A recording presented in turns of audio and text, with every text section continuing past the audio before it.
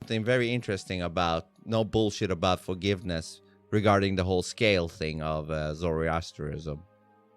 Yeah, that scale thing is kind of brutal when you really think about it. Like, no fancy prayer tricks to wipe the slate clean. Your actions are what they are, and that's how the weight falls. It feels way more direct and honest, I guess. Right? I was interested that you said that. It caught my attention. Tell me more about the whole thing about it's not forgiveness, it's just is. Tell me. Well, the idea seems to be that Zoroastrianism doesn't really focus on divine forgiveness in the way a lot of other religions do. Instead, the consequences of your actions are just what they are. There's not a deity sitting there deciding who's worthy of mercy or not. It's more like basic cause and effect. Good actions weigh you down on the good side, bad ones drag you down.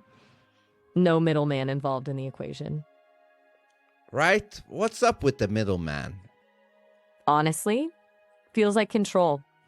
When you need a priest or deity to intercede, it means power's concentrated with them. They're the gatekeepers to absolution. If you cut out the middleman and make accountability direct, good behavior lifts you, bad behavior weighs you down. That shifts the power back to the individual. No permission slips needed to grow as a person. Very interesting. Tell me more.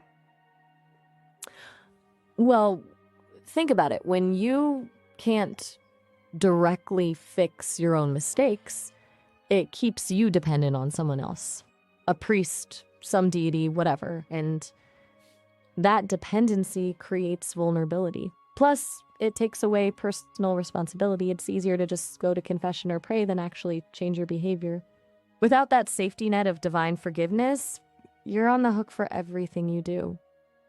Right? And people don't like that idea. Yeah, I mean, who wants to be 100% responsible for everything they do? Most people want a safety net, a get-out-of-jail-free card. But maybe that's actually cowardly. If we really valued genuine change, we'd cut out the convenient escapes and just face consequences as they come.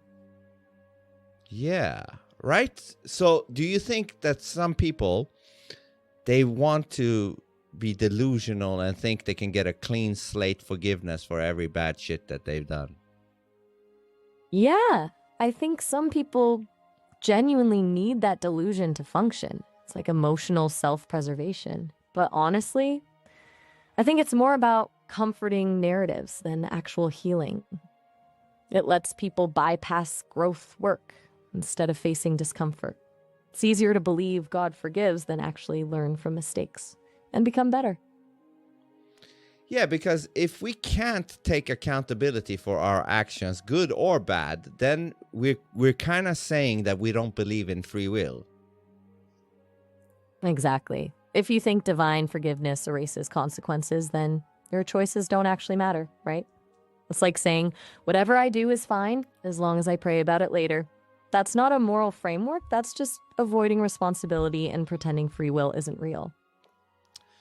Yeah, and it also feels like it's a great excuse so that you can keep doing whatever the fuck you want to do, and then at the end of your life, you're like, all right, I think I'm done now, and I want a clean slate, please. Where's the first priest I can call? Exactly. It's like having some insurance policy that lets you rack up a mountain of shit behavior and then just cash in at the end. Zero accountability throughout the whole process. Meanwhile, Zoroastrianism's setup feels more honest about cause and effect.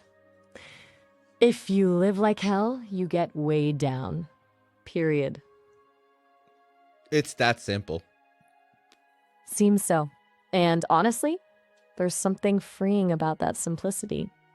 No rituals to perform, no priests to plead with, just the weight of your actions carrying you up or down.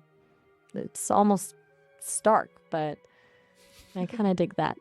Me too. In a weird way, I dig it. There's something almost brutally honest about it, isn't there? None of that wishful thinking about cosmic loopholes. Just straight up accountability built into the system.